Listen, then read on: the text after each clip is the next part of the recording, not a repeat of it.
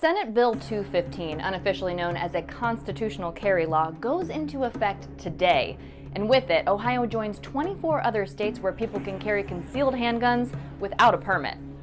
Legally speaking, this is a big change and the impact is impossible to know.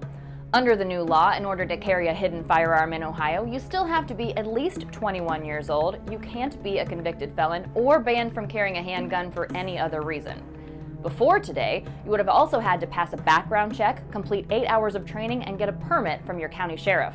There were just over 804,000 of these new permits and renewals issued in the last 5 years, according to a state report.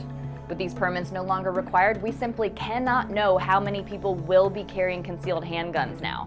That's because there's no requirement to register gun ownership in Ohio, and it's actually illegal for local governments to create their own required registries. Another change under SB 215. If you're stopped by police while carrying a concealed handgun, you don't have to tell them you have one on you unless they directly ask. This is a controversial law that's been criticized by bipartisan groups like the Ohio Mayor's Alliance, who said this: "With gun violence on the rise and with a tragic recent history of mass shootings in our cities, it is inconceivable that state leaders would allow this bill to become law." Despite that, it passed both the Ohio House and Senate on March 2nd without any support from Democrats, and Governor Mike DeWine signed it into law on March 14th. When that happened, the NRA called SB 215 an important piece of legislation that protects the Second Amendment rights of all law-abiding Buckeyes. The Second Amendment has its limits, though.